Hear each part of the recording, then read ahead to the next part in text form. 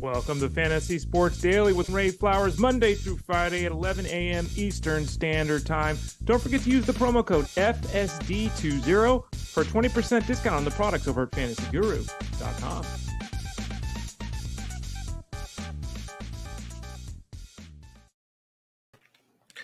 Morning to Fantasy Sports Daily at fantasyguru.com. I'm your host, Ray Flowers. Thanks for joining me today. We're here every day, Monday through Friday at 11 a.m. Eastern Standard Time. That's 8 o'clock on the West Coast. Again, Monday through Friday. It's a free show. Tell a friend. Spread the word. Doing all kinds of baseball now. As we talked about, just as a little FYI update, as we talked about recently, we're going to start this. Let me get the actual date. The actual date is the 29th of May. So about a week from now, roughly a week and a half, we're going to start having Tyler Beaker, Armando Marsal, and Russell Clay on Wednesday, Thursday, Friday to talk football. So each of those guys will come in, talk to us about 20 minutes for football. First half hour will be all baseball. The last part of the show answering your questions still. But we'll start that in about a week and a half for those of you looking for some more football talk. But remember, as I said, we're going to stay baseball-centric here. Baseball is the one that is playing. That is the sport we're going to stay with here on the show. Again, I'm Ray Flowers. You can follow me on Twitter X, on Instagram, on Threads at the Ray Flowers. I've got a TikTok account. I don't ever use it, so I wouldn't, but I'm on there. I'm also on SiriusXM Fantasy Sports Radio and the Elite Sports Game Time Show Monday through Thursday. That is at 8 to 10 p.m. Eastern Standard Time on SiriusXM Fantasy Sports Radio. You can check it out there. Jeff Mann's show, the Elite Sports Show, is Monday through Friday. He's back and feeling strong, ready to go for the football season. Talking basically almost 3 hours a day of football on his show, 3 to 6 p.m. Eastern, Monday through Friday. I'm on with him Wednesdays. We've also got various other podcasts at the website. Armando Marsal's got his Mind of Marsal, the Race Guru Thunder Hour, Sean Engel, and Fantasy Bosco, Rich Mileto, Basketball Diaries with Justin Fensterman. We got a whole bunch of offerings over at the site, so check that out. Go to fantasyguru.com, click the Elite Plus tab at the top.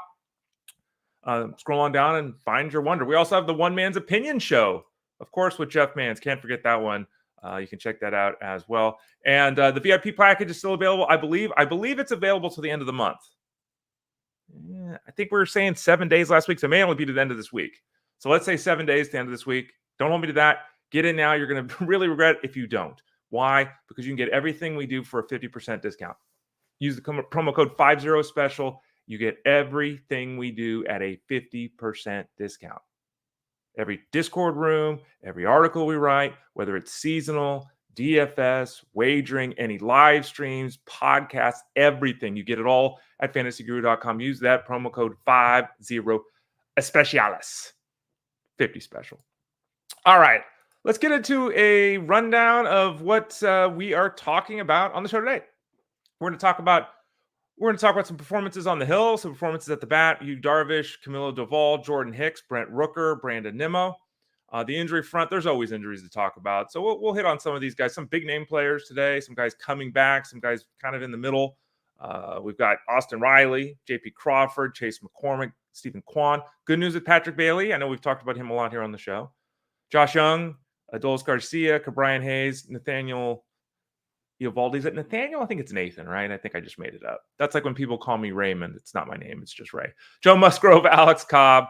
We'll talk about TOUT Wars, LABR, and FSGA and go through the FAAB rundown. People have enjoyed this, so we'll continue to do that. Basically, I look at 3 of the industry leagues that I'm in, and we talk about the players, what the cost was, what the players, who the players are too, which I think can also help because I know you're hearing my voice. You're hearing Patio's Joe's voice. Maybe it helps to hear a little of what the rest of the community thinks about some of these guys. So we'll go through the FAAB runs for those 3 leagues that I'm in. And then I wanted to close down with this today. Last week we showed my some of my newspaper clippings from when I was a kid, having some success in baseball. I wanted to talk to you about the movie experience I had Sunday. I went to the Cinepolis movie theater, which is, for those people that don't have them near you, you probably have something similar. The growing trend in movie theaters to be posh. Like you walk in here and there's a full bar. There's like a restaurant there. You get into your seats. They'll bring you beer to your seats. They'll bring you wine to your seats. They bring the food to your seats. So it's a really hands-on experience. I wanted to talk about something that happened when I was watching the Transformers movie. And I'll talk a little bit about the Transformers event too, if you missed that. So stick around to the end of the show for that. We'll get to that around the same time we get to your questions. Leave your questions either on Facebook or YouTube. We'll get to those. It's facebook.com. I think it's fantasy. What is it? I should actually know that. I talk about it all the time. Let me look this up because there are some pretenders out there. Let's see. What do we get here? I know it's really weird. I don't know why people try to steal other people's. Well, I do. Some guy had Ray Flowers on Twitter forever and tweeted like twice in 10 years, would never sell it to me. That was a problem because I always wanted it. Now I'm at the Ray Flowers. Facebook.com. Here we go. What do we see the page? Facebook.com/Fantasy Guru HQ. So this is on live right now on Facebook. Facebook.com/Fantasy Guru HQ. You want to check that out here. Let me make a note so I can make sure that I can mention that moving forward. There we go. I got it. And then, of course, on YouTube at youtube.com/@ElitePlusNetwork. Yeah, I know it gets a little confusing sometimes. Sorry about that. Okay, let's talk about some of the players. Let's get into things here. We're going to start off with Yu Darvish, who, was an aging player who didn't have a lot of excitement this season. He wasn't quite on top of his game last year. And, this year he came in and, an aging player, losing some oomph, losing some success, losing some durability. Didn't start the season on great terms this year either. Well, he sure was great last night. And all of a sudden, for those people that haven't noticed, Yu Darvish's numbers, I'm not saying he is right now, but his numbers are prime Yu Darvish numbers right now. He had 9 strikeouts over 7 shutout innings last night against the Braves. So I don't even know if people had Yu Darvish were necessarily starting him last night. But if you did, you got a tremendous performance. He threw 99 pitches on the night. His ERA is down to 2.1. His whip is 0.9. Yeah, he's got almost a 4-to-1 strikeout to walk ratio. And he faces the Yankees on Friday. So, this is the push and pull we have in the fantasy space. You didn't really want to start him against the Braves. You did or you didn't. He has this tremendously impressive outing that drops his numbers again down to a whip of 2 and ERA of 2 and a whip of under 1, basically. Do you play him against the Yankees? They've got Juan Soto. All of a sudden, Aaron Judge remembered how to hit, and the lineup is starting to gel. That's a tough one. I'm not starting Yu Darvish and feeling good about it. Matters on your matchup, where you're in the standings, who else you have. I can't answer the question, but I can say this. I wouldn't 100% start Yu Darvish. I'd say probably 80%. So I think most of you should be starting him, even in that difficult matchup with the Yankees. But just wanted to give a tip of the cap to an older guy like me who, is getting the job done. And I think that in the case of Yu Darvish, he's one of those guys, and I hate saying that because I use that phrase a lot, but he's one of those guys that if he's healthy, he's just going to be effective.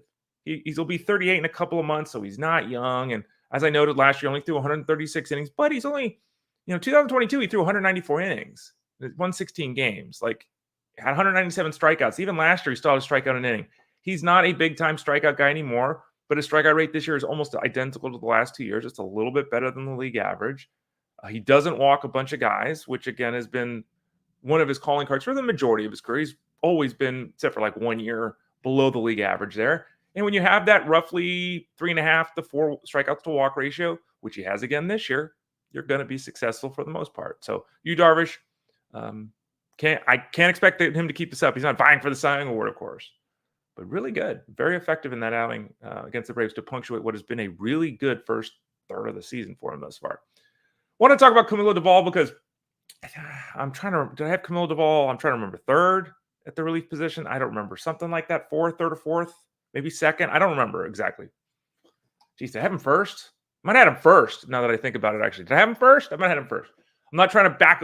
Just to be clear, I'm not trying to back away. I loved Camilo Doval and liked him more than the universe. Okay, so whether it was first, second, or third, I had him ranked really highly, and he started out slowly. And I saw people that were a little disappointed and a little nervous and all that. And I get it. And, we've talked about, Alexis Diaz and Edwin Diaz and Josh Hader. We've talked about these guys. And when you spend, a first 10-round pick, which is what all these guys obviously were, on relievers, you're really beholden to that save total. And like I say all the time, everyone should reassess if they're not happy the way their teams turned out. You should reassess when you're taking your 1 and 2 closers. Because if you took them in the 14th and 16th round, how much better does your team look than if you took them in the 6th and the 8th round? Camilo Doval hasn't been a star this year. He's got 24 strikeouts in 18 innings. Okay, that's tremendous work. He has 8 saves and has no blown saves. He's been perfect. He's on a 30 save pace. Nothing great. Certainly lower than last year when he had 39, but we know how these things go. Camilo Doval could have 3 saves in the next 7 Giants games. And all of a sudden, I was on a 35 save pace. I think the issue for him to date has been the walk. And it's not something that I'm overly concerned with, which sounds odd because the number itself, a 6 walk per 9 inning ratio, is awful. The reason I'm not overly concerned with it is because I think the Giants, and this little inside baseball and whether it's accurate or not, I think the Giants are just finding their stride as a team. And I think that they're fully committed to, obviously, Doval in the 9th inning. He's been perfect at converting those saves. You look at his first pitch strike rate, it's the same as it always is. His zone percentage is same as it always is. His ability to generate swing percentage, same as it always is. The swings outside the strike zone, same as it always is. So all these things up, I'm thinking he's just had a little bit of wonkiness here to start with that walk category. I think he'll continue to be one of the better closers in the National League, if not all of baseball. You look at his last 3 outings, he's only walked 1 guy. Maybe he's already started to turn that around. Still a big fan of Camilo Doval. Maybe I did have him first. Camilo Doval had to pick yet another save on Sunday. Speaking of the Giants, Jordan Hicks has been fantastic. And I think there was a lot of expectation that he would be an effective pitcher going to the rotation. There are the obvious concerns about what happens when the Giants' rotations get healthy, what happens when Alex Cobb comes back. We'll talk about him later. Robbie Ray comes back. Where is Jordan Hicks going to end up in the rotation? How many bullets does he have to throw this year? Because obviously he's transitioning from the bullpen back into the rotation. He doesn't have a bunch of big inning seasons under his belt. So there's all these questions. And, we sit here and he gave up 1 run on, through 5 innings yesterday in his effort against the Rockies. The Rockies aren't very good, but still, right? And you look at Jordan Hicks, and I think it's easy and fair to say that to date, Jordan Hicks has been an unqualified success. He's done everything that anyone could have asked for, and I think bettered it.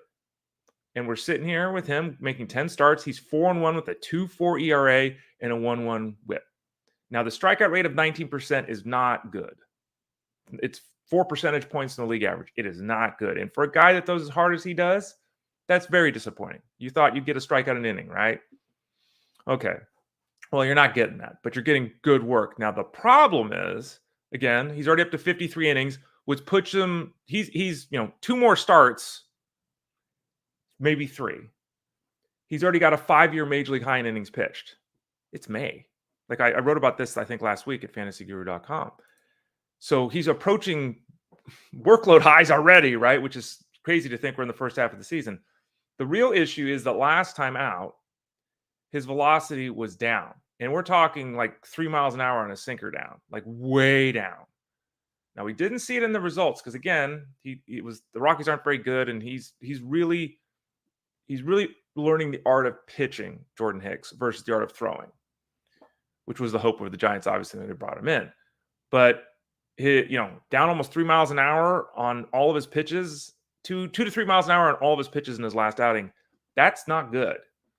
Like, it's one thing to say, your velocity's down a mile an hour or whatever, but when your changeup is down, when your fastball is down, when your sinker is down, when everything is down, something to think about. So, the Giants are not flush with pitching right now. Who is?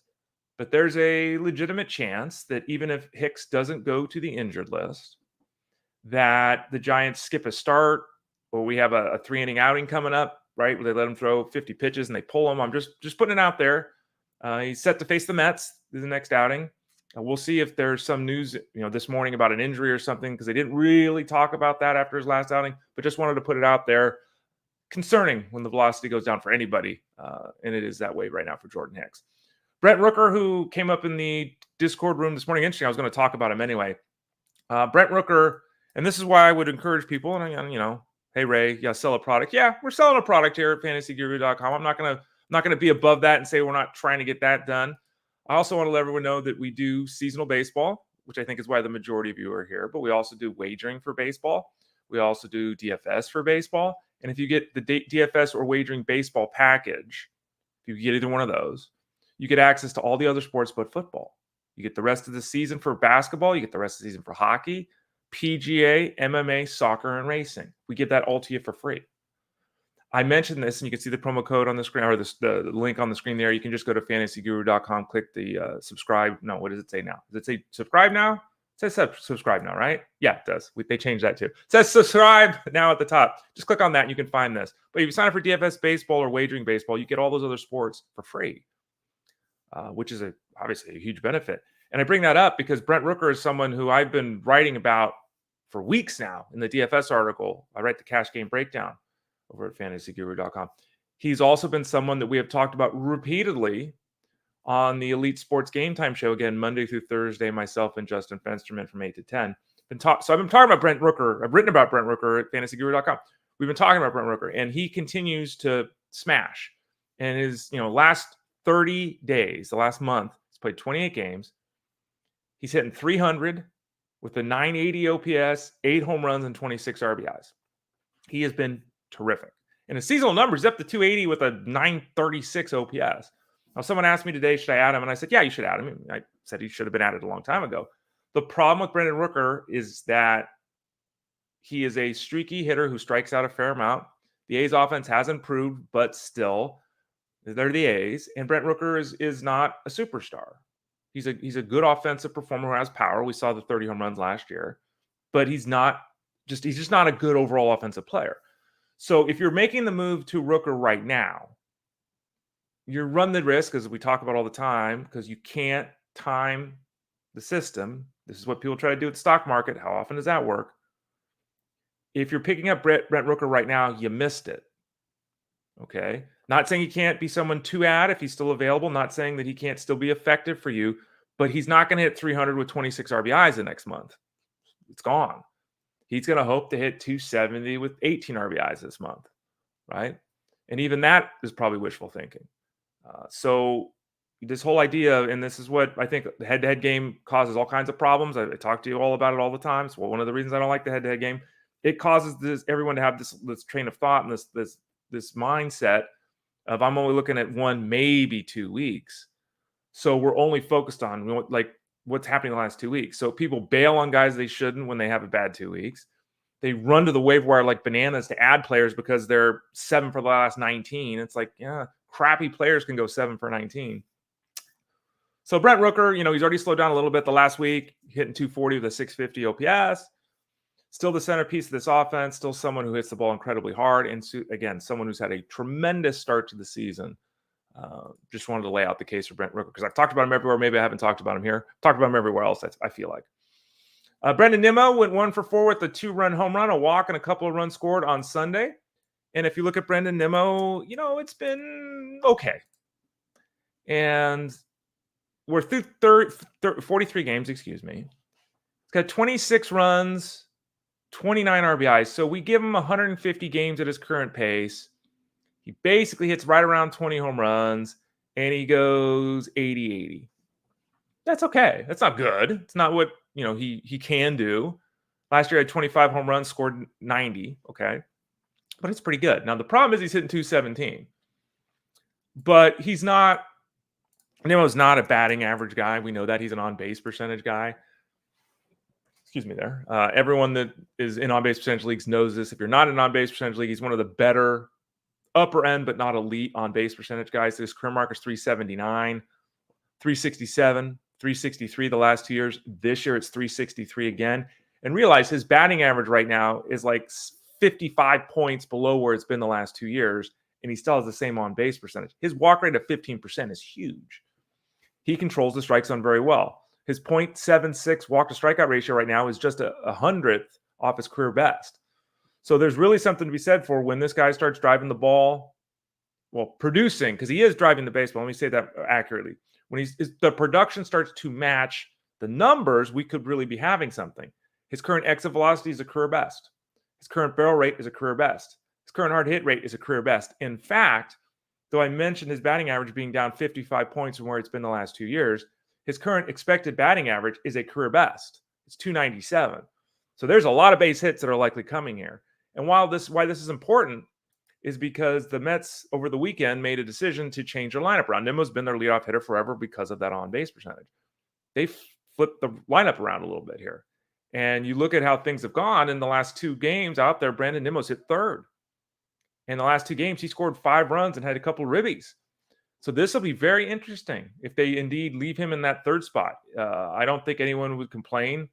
Again, especially because of the batted ball data. If he continues to hit third, his RBI total, again, 29 in 43 games. I mean, I hate to say this because it's dumb, but this skill set swinging this way, batting third, could drive in 100 runs. So we'll see what the Mets do intend to do with their batting order. We don't talk about batting order a ton here on the show. We do talk about it a little bit here on the show. I talk about it all the time, obviously, in DFS articles and over at fantasyguru.com. But they went Lindor, Alonso, Nimmo as their top three. Interesting to see what the Mets decide to do. So we'll keep an eye on that moving forward, what they do with that lineup. Austin Riley, let's talk about some of the injured guys. Let me get rid of that so that you can see the screen. There you go. Sorry about that. Wanted you all to have a chance to get that great deal at fantasyguru.com. Austin Riley's got a side issue. We talked about that on the show. The hope was he would avoid the injury list. He has. Good news there. Bad news is he didn't play all week.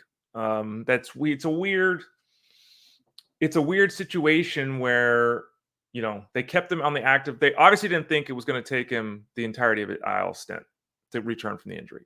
There's still a chance that that's the case. It's absolutely possible. But he missed 6 straight games, that left side issue. And when you miss 6 straight games, should it have just been 10? I don't know. He's considered day-to-day. We'll see, how early in the week. I would be surprised because what we're hearing and what we're seeing is that the Braves do not intend to put Riley on the injured list. We still don't have full confirmation he's back in the lineup the next game they play. So just put it out there. It's another one of those scenarios that, daily lineup changes, you can just weather it. Weekly lineup changes, it's tough. It's really tough. I think last week I said I'd lean against starting him. This week, I'm kind of in the same boat. You just don't know. JP Crawford's got a hand and an oblique issue he's been dealing with. He's expected to be back. Let me take a sip of water here. Hold on a sec. The cough button doesn't work on this system, even though I have a cough button on my microphone, so I got to make sure not to in the microphone. JP Crawford's back this week. That's the expectation during their 4-game stand versus the Yankees. That series, the early part of the week. So he's expected to be activated the next handful of days, JP Crawford. We'll see how this, shakes out. I've talked about this. I think I wrote about it too. But I should just say I discussed it, right? These things, I've said this so many times. I'm doing so many things at this point. They're everywhere. JP Crawford has been discussed. The situation has been discussed at some point as to how things were going to move around. Josh Rojas, who has been hitting leadoff, will almost certainly cede that leadoff spot to JP Crawford. Rojas has also slowed down of late, so I think it makes it a little easier for them to go back to what they were expecting when the season started. The question really becomes, what happens with Rojas and Moore, because Crawford will go back in and take over the shortstop position, which means Moore is no longer playing shortstop on a daily basis. Do those two guys, Rojas and Moore, kind of ham and egg it together at third base? Certainly possible, but there is going to be less playing time. You would have to figure for both of them at least a little bit. I don't think either one of those guys is someone's really counting on. So the hope is obviously Crawford again back this week into the leadoff spot. That will allow Julio Rodriguez hopefully to have a guy on base to drive in. Hopefully Julio Rodriguez can get going because he's still sloughing along there in certain respects. But JP Crawford, though not a big name, someone that come back, hopefully lend some stability to this lineup. Now remember, he was like a 380 on base percentage guy last year. Really found his offensive game last year after years of it being, he's got a good glove and his bat's there. Well, last year his offense was pretty good. We'll see if he can recapture that. It wasn't certain coming into the season that the guy that we saw last year is the guy that we're going to get this year anyway. And now with this injury and everything, it's really caused all of that to be even the uncertainty for that to obviously last into May here. The Astros are not performing well. They're not winning ball games. A couple of their guys are banging on offense. A couple of their guys are struggling on offense. They're going to get some reinforcements here in the near future. Chas McCormick, who's got that hamstring issue, is going to be back this week. That's what we're hearing right now. He's been out for 3 weeks now, whatever, because of the right hamstring strain. So he's likely to be back midweek. He didn't perform up to expectations when he was on the active roster early. Now let's pull back for a second. Chas McCormick had 22 home runs, 19 steals last year. He basically went 20-20 last year. Barely had 450 plate appearances. Plays good defense. He was someone that the Astros were planning on playing every day. Come into this season, through 21 games, he stole 2 bases, had no home runs, and had a 603 OPS. He was not performing well. When he comes back, he's almost certain to at least be on the right side of a platoon here. Like, he's going to be in the lineup every day, right? That has to be. I think that Chas McCormick plays 4 out of every 5 games. Okay. So if he's playing 4 out of every 5 games, what does this look like for the rest of the lineup? Well, you could just say to yourself, well, if you look at their outfield now, we know Kyle Tucker, who's an MVP candidate. Okay, we know that. Jake Myers, well, maybe Jake Myers goes to the bench. Maybe Jake Myers does. I don't think Jake Myers is anywhere near a superstar level offensive performer. But I will say this. He also has a 920 OPS right now. And he has performed extremely well with his opportunities. And he is someone who hasn't hit left-handed pitching, but against righties, he's killing it. He's not just being effective, he's killing it. Are you going to take a guy to the lineup that's got a 920 OPS? Okay, well, what about the other position? Joey Loperfido. And here's the real issue. Loperfido, we've talked about him a lot at fantasyguru.com, here on the show, everything. Loperfido is hitting 333 his first 13 games with an 817 OPS. You hit 333 with an 817 OPS, you make all-star games every year. Okay, so boom, right? But he also has a 40% strikeout rate. It's impossible. His batting average of balls in play is 571. If it was 471, I would laugh. If it was 371, I would chuckle. It's 571. He is one of the highest overproducing players in baseball right now, because the razor thin level you have, razor thin, with a strikeout rate approaching 40%, is only being covered up by an impossible batting average of all the play. The Astros aren't stupid. They know this. We've heard talk about Jose Abreu, working his way back to the team as well in future days. He and Singleton can probably ham and egg it at first base, lefty, righty, okay. Loperfido is probably the guy that's out. And again, he's hitting 333 with an 817 OPS, but if you look at this roster, it's probably Loperfido that's going to get sent down. And then we'll see. So anyone that has Loperfido right now, you're feeling pretty good about, be careful, because when, McCormick is back this week, it's possible Loperfido is not even in the lineup. It's possible he's demoted. Let me take a look at my team. I have him on one league. I'm trying to remember what league it is. I think it's the FSGA league. Lineup, Ray Flowers, Loperfido. No, I got to find him. I mean, he's on one of my teams somewhere along the line. I'll make that adjustment after the show so that I don't have it, because I think I'm going to take him out of my lineup this week. So keep an eye on that situation with the Astros. Okay. Stephen Kwan is out with a hamstring injury of his own. He's going to start a rehab assignment in about a week. He took some BP on Friday. That reportedly went pretty well. The hope is that he'll be back right around the start of June. Because what are we at? The 20th right now. So he's back later this week. It's a handful of games. First week of June, hopefully, for Stephen Kwan. Was having that terrific season this year, powering the offense from the top of the order for the Guardians. Fully expect that to be the case once things wash out here and he's back on the field. I have a soft spot, even though I was a totally different player than him when I was growing up. We talked about that. I was a cleanup hitter. But the guys that slap the ball around, they're so fascinating, especially in today's day and age. The Arias, the Kwans of the world, because this is not what teams want. This is not what gets you paid. It's not what teams want. It's not what the analytics say is ideal. So I always give a tip of the cap to these guys that make contact, slap the ball around like it's 1973. And Stephen Kwan was doing an excellent job of that here in the early going. Obviously, the health of his leg is so important to his performance. He can't be who he is if he's less than 100% with his legs. It just doesn't work for him. Other players can work around that. He can't work around that. So they'll have to be cautious and make sure that he's indeed able to be fully Stephen Kwan before activated. Hope is within the first week of June, as I noted. Patrick Bailey, we talked about on the show. He's been cleared to resume baseball activities, and let's keep our fingers crossed that that's indeed what happens with Bailey. We know that the situation with Bailey is one that was concerning because he had the concussion. Then they said he was okay. Then they weren't sure that it was the flu that he was dealing with or concussion issue resurfacing. Then they put him back on the injured list. So now he's moving in the right direction. There is no clarification as to when he might return to the Giants order, or the Giants lineup, I guess I should say, excuse me. But he has been cleared to resume baseball activities, barring a setback. It's fair to assume later in the week he's back in the Giants lineup. He has had some really good, impressive, actually batted ball data. He's hitting the ball really well.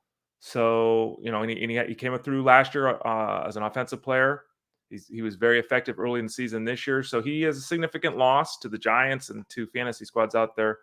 We'll get some clarity here in the next couple of days with Bailey. Just hope he continues to, progress without any setbacks. Josh Jung with the Rangers. And this is the reminder, unfortunately, of when we hear 4 to 6 weeks or 5 to 7 weeks or 10 to 12 weeks, whatever number we hear, it's just an estimate. Josh Jung was supposed to miss 10 to 12 weeks was the estimate from his recovery for the surgery for his wrist, the recovery, and back into action. So 10 to 12 weeks. It's been 10 weeks already. And we just got an update this weekend saying that he's still probably 6 weeks away. So this is way past. I mean, this is the best case scenario. It sounds like it's going to be 16. So it's way past. So again, just another reminder that these are just time frames. They don't really mean anything. They're best guesses based upon what information we have today. And that obviously changes. We're not hearing that he's had a setback or anything like that. It's just taking longer than they had hoped. He's resumed throwing. He started fielding grounders last week. He's not swinging a bat yet. And obviously, there's a little bit of concern that they don't want to rush him back and everything like that. So according to Evan Grant of the Dallas Morning News, who's as tight in as anyone with that team, at least 6 weeks away from a return. So that's right at the end of June if things go well.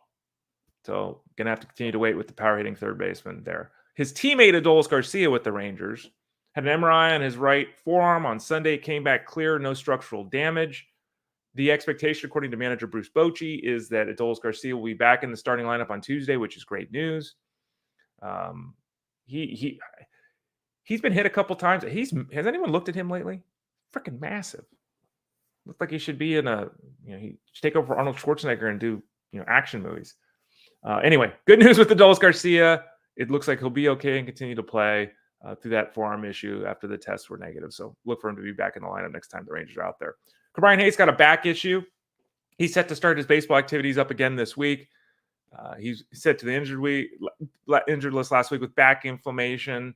It doesn't sound significant here. Brian Hayes, he is someone that I have talked about a lot. Like we've had a lot of discussions about Brian Hayes, and I think to date, more often than not, I've been correct with Brian Hayes.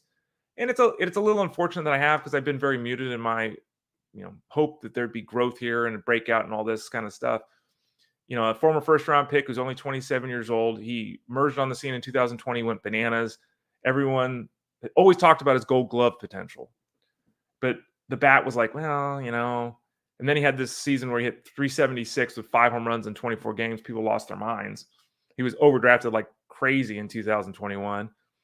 Then he kind of went bleh. Then in 2022, he went bleh again, but he stole 20 bases. So at least there was something there.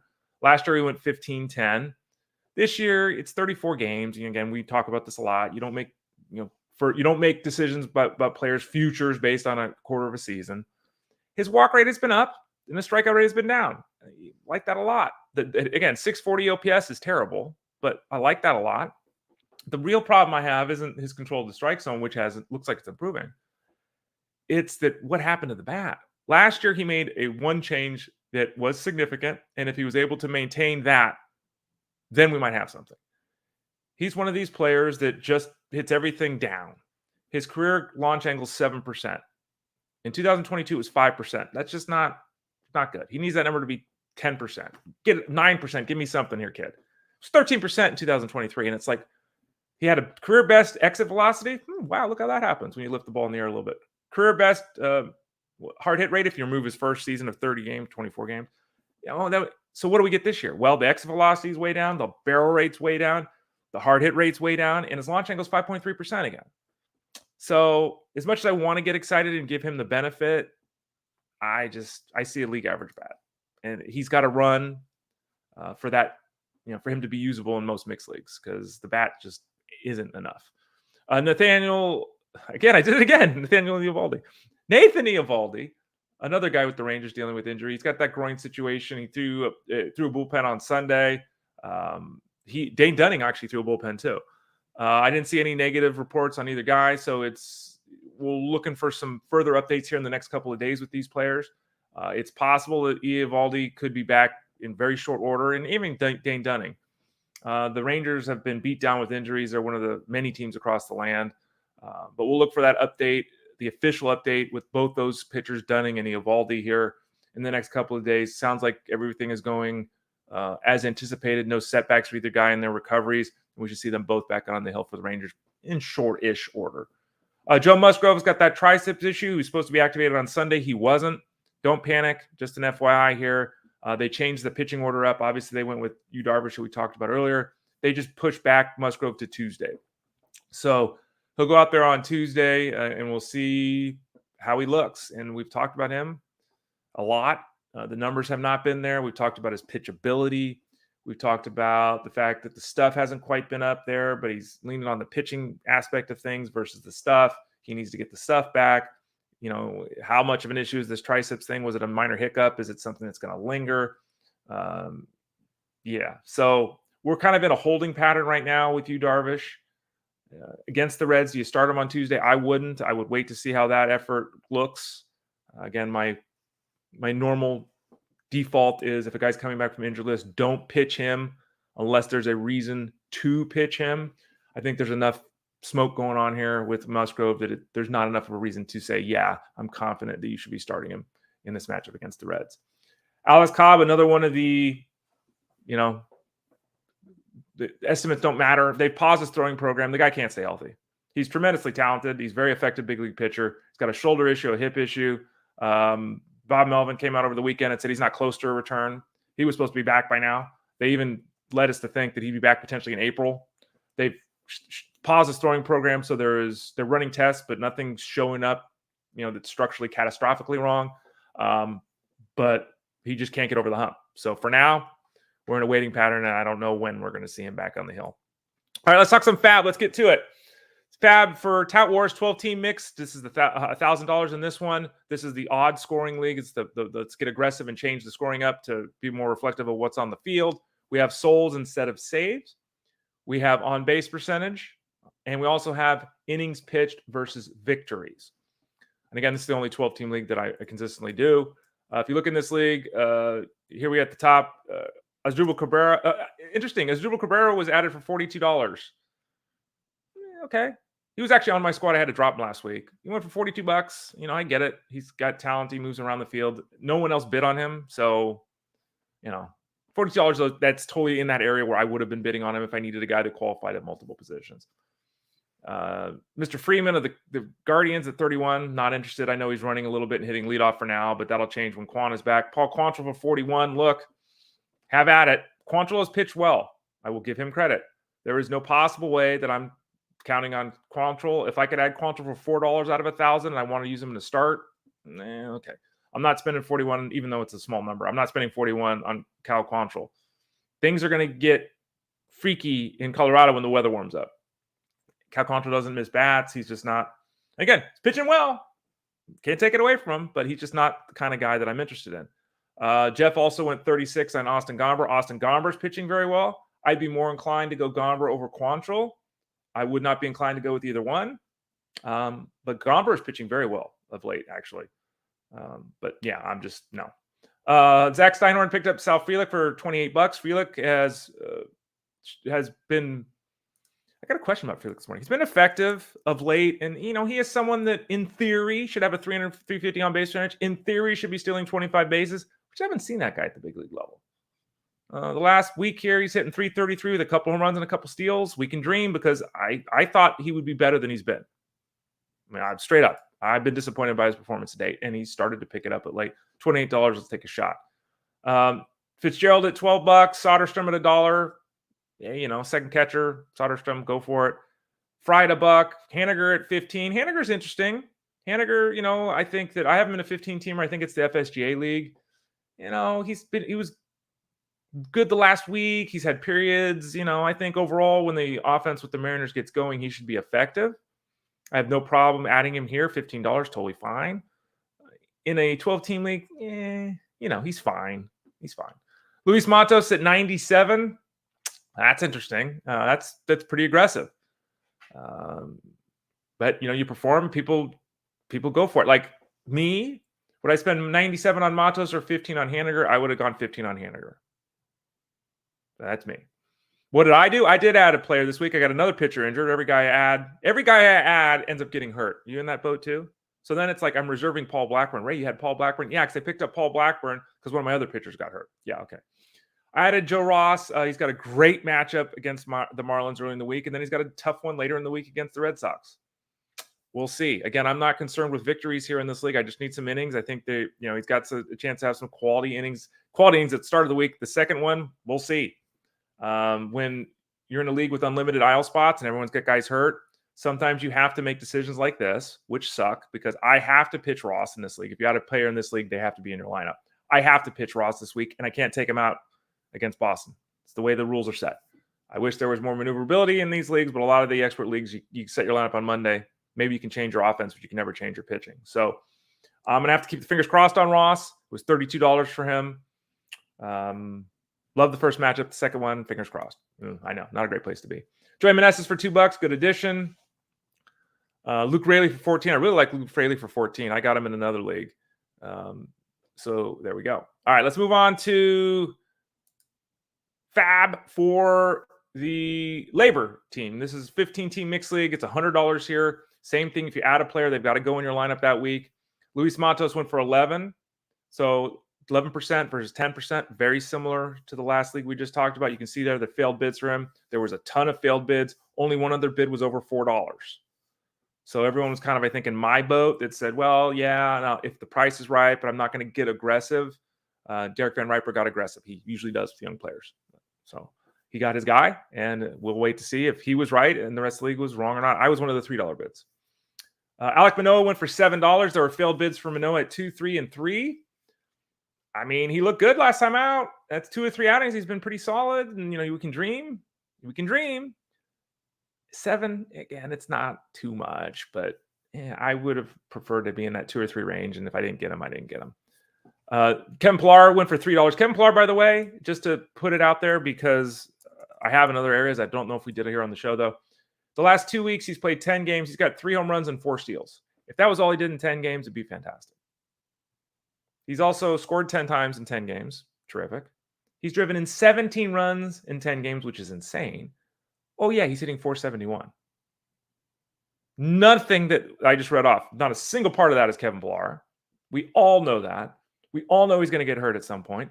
He's also, the last 2 weeks, been one of a handful of players that you could legitimately say was the best hitter in baseball. Yeah, he's been absolutely phenomenal of late. You can see there are 4 other losing bids for him. John Schreiber went to me for $3. I had another injury on the hill. I had an open spot. MacArthur's been very uneven. Schreiber's been very effective. I had the failed bid there. If you look a little bit further down for Ottavino for $1, it was Ottavino or Schreiber for me. Right now, with Edwin Diaz kind of being in flux, Ottavino's got a shorter long-term yes to saves than Schreiber does, but MacArthur continues to be wonky, and I'm trying to play a little bit of a longer game here. I don't think that Ottavino takes over the 9th inning. Even if he picks up saves here in the short term, they still have Diaz. They fully intend to get him back in the 9th inning. So I'm playing the game that Schreiber, who will vulture some saves anyway from MacArthur, will eventually take over the 9th from MacArthur. It's a $3 bid. We'll see if I'm right.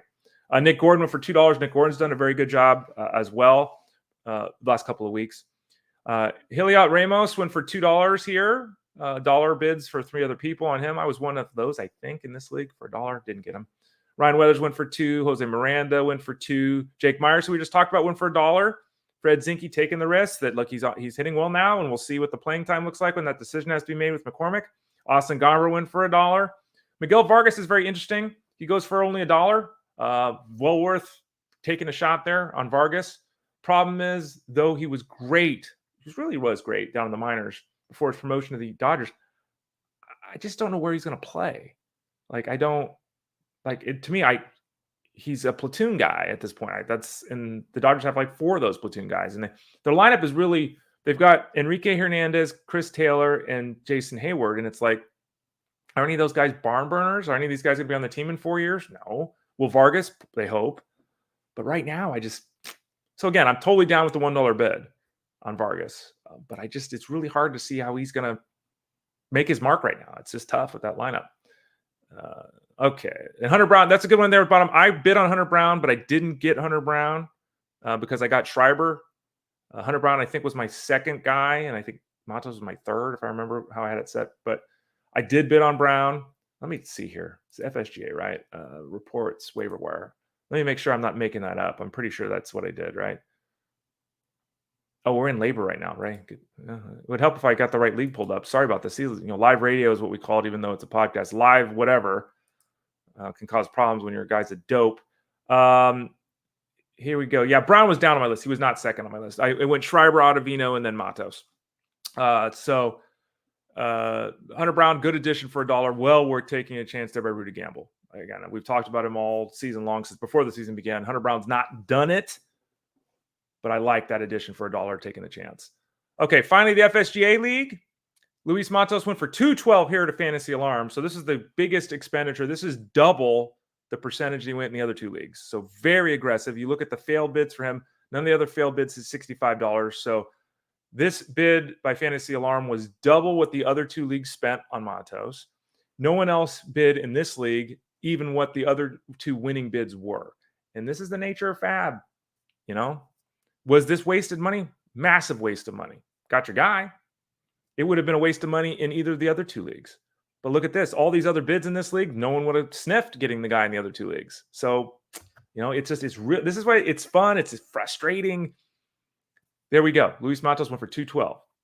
Now, Joey Ortiz went for $63. And I highlighted there and read the 59 because that was me. Let me verify that. I did that before. It was early in the morning. Let me make sure. I'm pretty sure it was me. It was me. I did 59 I didn't have a fever dream. I did 59. I lost out on Joey Ortiz. I was the second bid. The winning bid again went for 63 for him. My fallback option, the player I ended up getting, was Luke Raley for 39. I don't mind that, to be quite honest. I just don't mind that. Now, different positions, right? One guy's got second base. One guy's corner infield.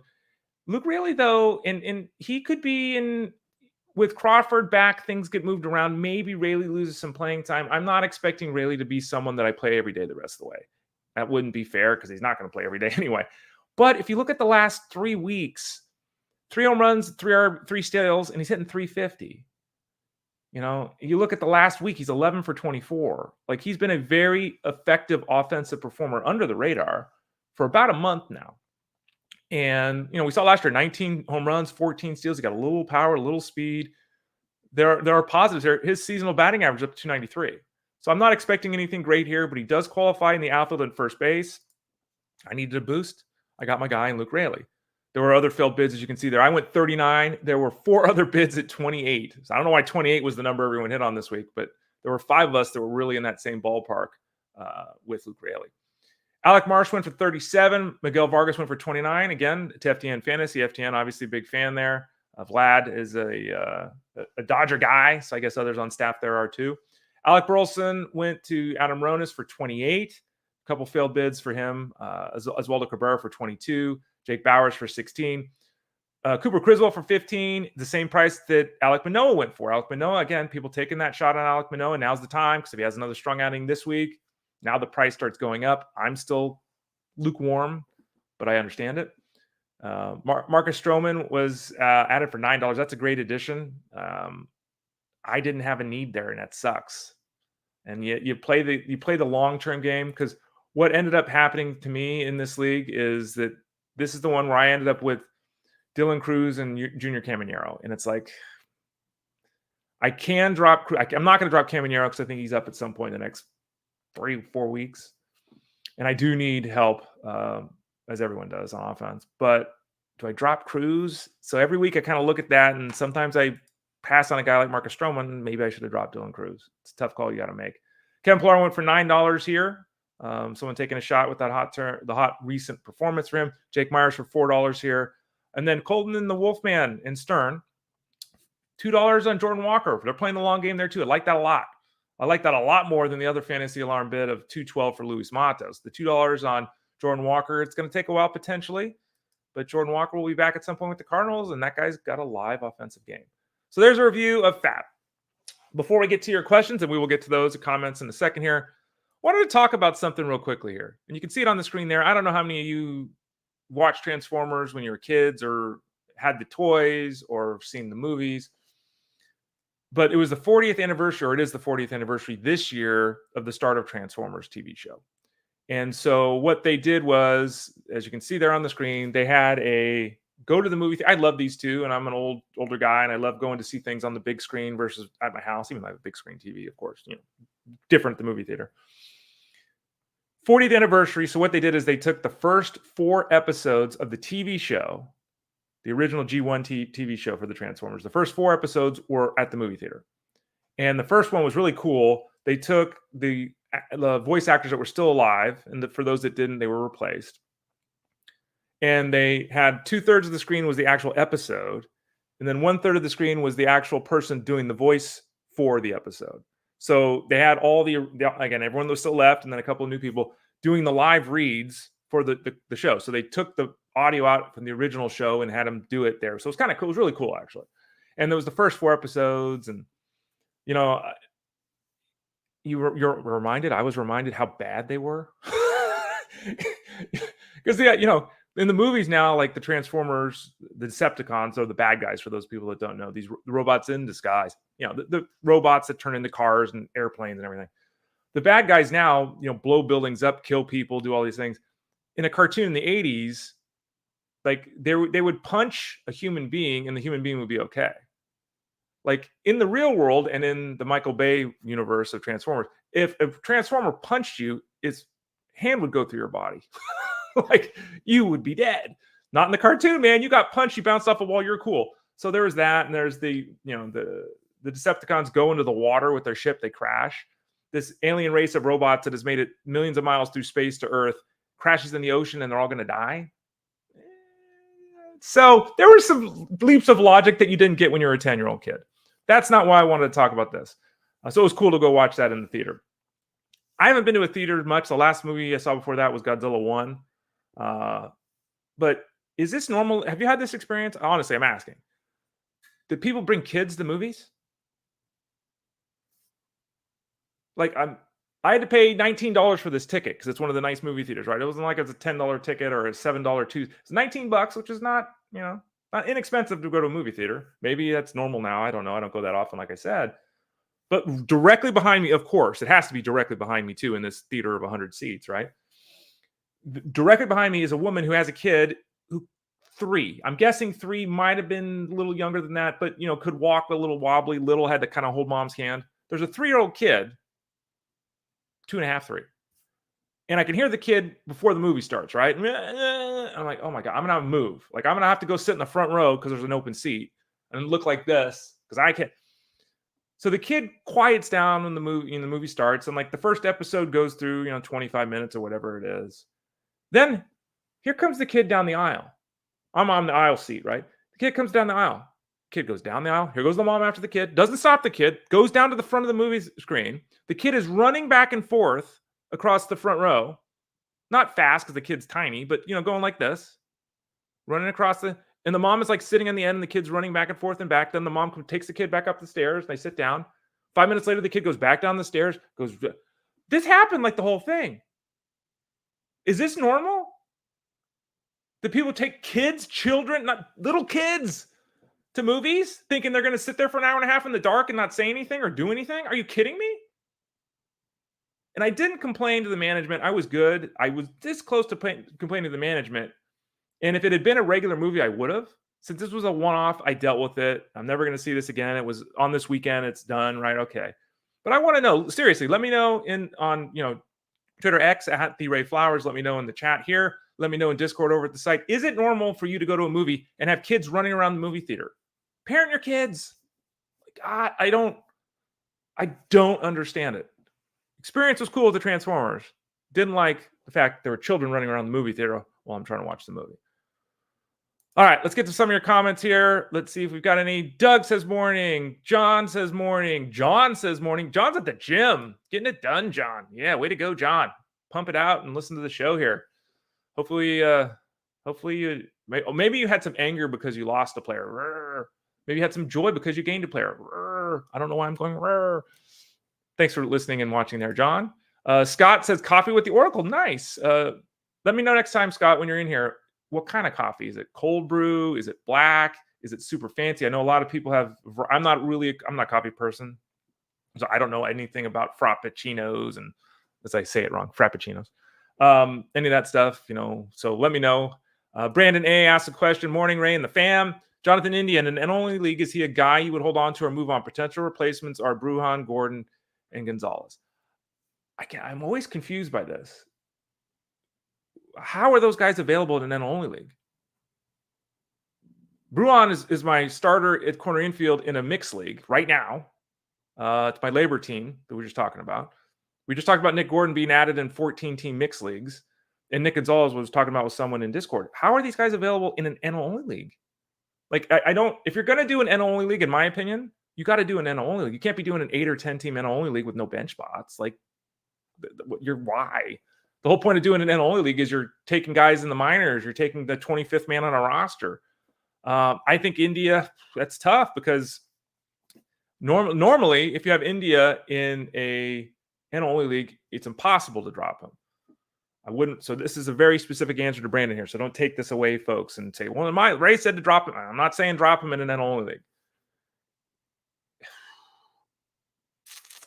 India, I really want to hold on to India. God, this is tough. India doesn't run like Gordon can and Brujan can. He has a really strong lineup to be a part of.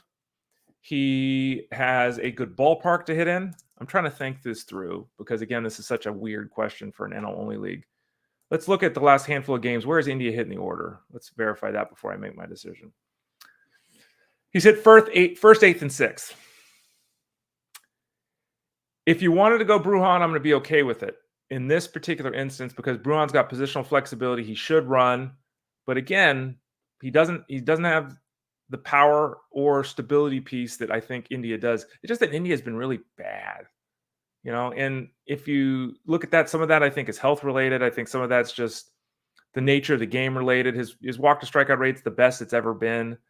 His batted ball data is kind of poor though. So, okay, let's go with Brujan in this rare instance. And I do like his positional flexibility. As I noted, he's actually my corner infielder in a 15-team league.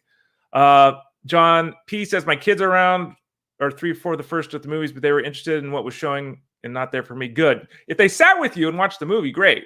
But this kid was running around the movie theater. Like, what are you doing? Like, if your kid's running around the movie theater, and at one point the kid went, ah! Sorry if that was loud. Way louder, that shrill. Like, at one point the kid screamed, and it's like, come on, man. Like, at least the kid was down the hill and not sitting right behind me when it did that. But come on, man. Like, if your kid's going to be misbehaving, they shouldn't be there. And also, remember, I know this is a cartoon, but this is not a Disney movie. This is Transformers, right? So know your audience. Eric S. says, always great to start off the week with you, Ray. Thank you, Eric. Appreciate it. Go Tiki. I hope you had a good weekend. Maybe you had a Mai Tai or two through the weekend. Yeah, see? Thank you, John. That nonsense, the parents should have left. Exactly. They didn't. Thanks for listening and thanks for supporting me, everyone. Appreciate it. Tell a friend about the show, Fantasy Sports Daily. You can find it on your podcast networks. You can find it at fantasyguru.com. Click the Elite Plus tab at the top of the page. It'll take you to a page with all the podcasts we have here on the network, the Elite Sports Network. Don't forget to watch here 11 o'clock Monday through Friday. Fantasy Sports Daily, that's here on SiriusXM Fantasy Sports Radio from 8 to 10 Eastern, Monday through Friday. Myself and Jester Fensterman, Elite Sports Game Time. Elite Sports from 3 to 6 p.m. Eastern with Jeff Manns. I'm on there from 3 to 6. Hit us up in Discord, all that kind of good stuff. We've got the FAAB article, the weekly planner piece up, answering questions this morning. I got to hop in and do the cash game breakdown for today, so we'll get that cracking for the DFS side of things as well. Thanks for joining me today. Thanks for talking. Oh, and Eric said it was a zombie weekend. Yes, way to go, Eric.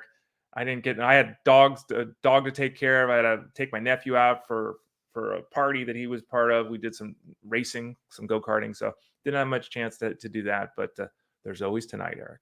There's always tonight. Thanks for listening, everybody. We'll be back here tomorrow at 11 a.m. Eastern Standard Time. I am Ray Flowers of FantasyGuru.com, and this has been Fantasy Sports Daily, powered by that one and only source of FantasyGuru.com.